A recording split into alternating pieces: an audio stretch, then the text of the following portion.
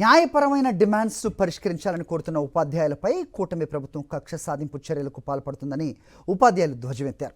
కర్నూలులో Andhra Pradesh teachers federation ఆధ్వర్యంలో ఉపాధ్యాయులు ధర్నాకు దిగారు. ఇన్ సర్వీస్ ఉపాధ్యాయులకు టెట్ నోటిఫికేషన్ రద్దు చేయాలని వారంతా డిమాండ్ చేశారు. ఏదైతే టీచర్ ఎలిజిబిలిటీ టెస్ట్ అనేటువంటిది ఇన్ సర్వీస్ ఉపాధ్యాయులకు పెట్టినటువంటి క్రమంలో నోటిఫికేషన్ జారీ చేశారో దానికి సంబంధించి మేము గతంలో అనేక సమావేశాల్లో ఒక 3 సవరణలు అడగడం జరిగింది. ఏ సవరణ లేకుండా కేవలం ప్రత్యేక టెట్ అనేటువంటిది వేయడం అనేటువంటిది జరిగింది. మరి దీంట్లో ఏవైతే సవరణలు అడిగామో మరి వాటిని సవరించాలనేటువంటిది ఒకటి.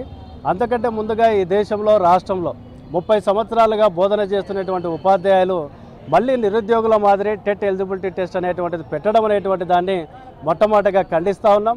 దీన్ని ఖచ్చితంగా ఏదైతే రాజ్యాంగంలో ఉన్నటువంటి సవరణలతో పని లేకుండా విద్యా హక్కు చట్టంలో 23లో ఉన్నటువంటి సబ్ క్లాస్ 1 ఏదైతే ఉందో దాన్ని మాత్రం సవరణ చేయడానికి అటు ఇటు ఉండేటువంటి ఎన్డీఏ ప్రభుత్వము ఒత్తిడి తీసుకొచ్చి ఈ సవరణను చేయాలని చెప్పి మొట్టమొదటిగా డిమాండ్ చేస్తూ ఉన్నాం.